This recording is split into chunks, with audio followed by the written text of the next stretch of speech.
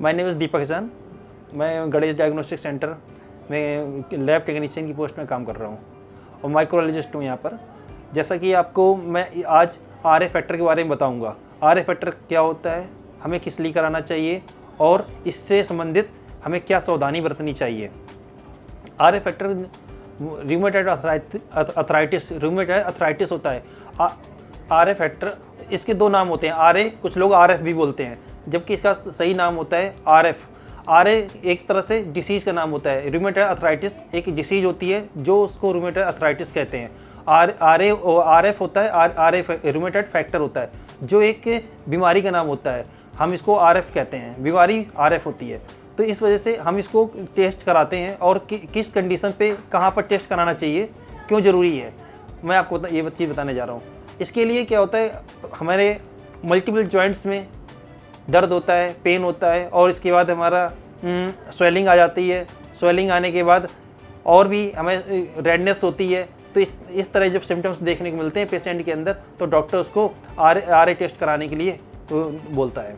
Are A factor दो प्रकार के होते हैं, नंबर एक क्वांटिटेटिव और नंबर दो क्वालिटेटिव। क्वांटिटेटिव में हम उसकी वैल्यू पता करते हैं और क्वालिटेटिव में हम उसको पॉजिटिव और निगेटिव करके, उसका मतलब ये होता है कि पॉजिटिव है या निगेटिव है, वो हम क्वालिटेटिव में बताते हैं। और क्वांटिटेटिव में ये बताते हैं कि पेशेंट को इन्फेक्शन है तो कितना है, ये हम उसमें क्वांटिटेटिव में बताते हैं। और ये इसको लैब में डायग्नोस करते हैं। और इसके लिए हम बताएंगे सैंपल क्या लेना होता है। ब्लड सैंपल, साधारण सैंपल लेते हैं ब्लड, उसके सीरम सैंपल से हम ये टेस्ट करते हैं। और इसके लिए इम्यून कहना चाहिए ऑटो इम्यून बॉडी होता है, उसका एक ये एंटीबॉडी हो जाता है जो हमारे उसमें टिश्यू में प्रॉब्लम क्रिएट करता है और ये डिस्टर्ब हो जाता है। और इस ऑटो इम्यून इसका मेन प्रॉब्लम क्या होता है, जॉइंट पेन, ओकेजनल लो।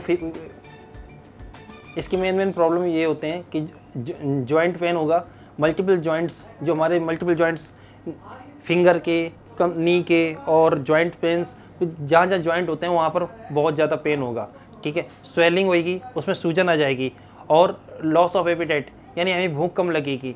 और कहना चाहिए ओकेजनल फीवर भी आएगा, हमें रैंडम ओकेजनल होगा, कभी कभार हमें फीवर भी महसूस होगा।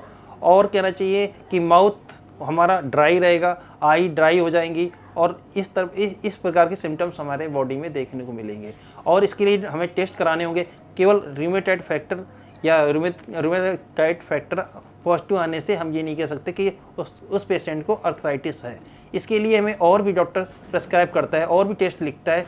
इसके लिए टेस्ट कौन कौन सा, NTCCP होता है, CBC होता है, ESR होता है और ANA होता है, AN का होता है। जब ये सारे टेस्ट होता है तो डॉक्टर उस टेस्ट से कोरिलेट करता है कि ये पॉजिटिव आ रहा है या नहीं आ रहा।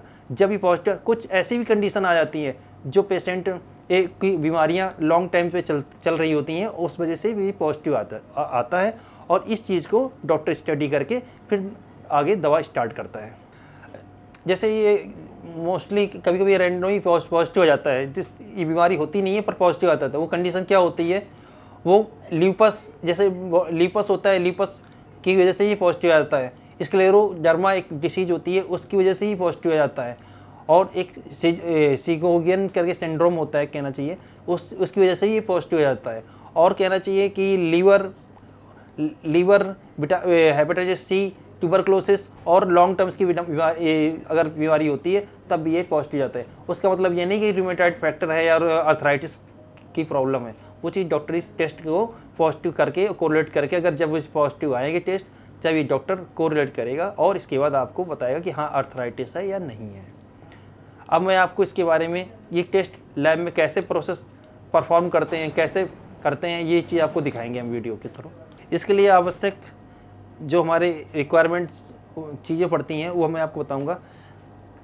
माइक्रो टिप्स चाहिए, सैंपल चाहिए, ये एप्लीकेटर स्टिक्स होती है जिसको हम तोड़ के यूज़ करते हैं, और मेन रीजेंट होता है, और ये पिपेट होती है, पिपेट का यूज। अब देन हम इस सैंपल प्रोसेस करने जा रहे हैं। 50 माइक्रोलीटर सैंपल लेंगे,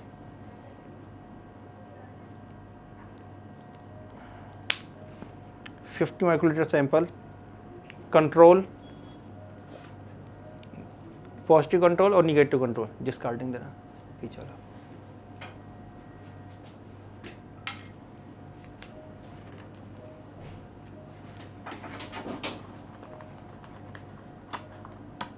50 माइक्रो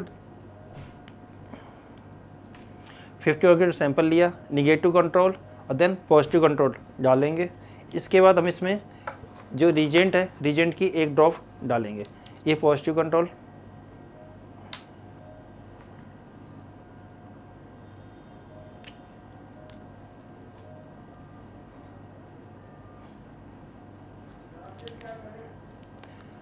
रिजेंट का एक एक ड्रॉप्स,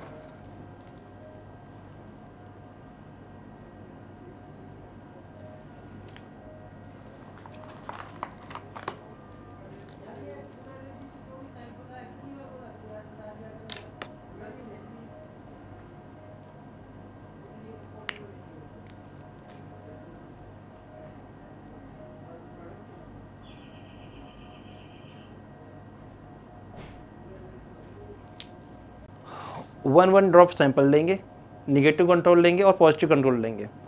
एक एक ड्रॉप्स रीजेंट डालेंगे, निगेटिव कंट्रोल में डालेंगे, पॉजिटिव में डालेंगे और सैंपल में डालेंगे और इसको एप्लीकेटर स्टिक से प्रॉपर मिक्स करेंगे, प्रॉपर मिक्स करेंगे।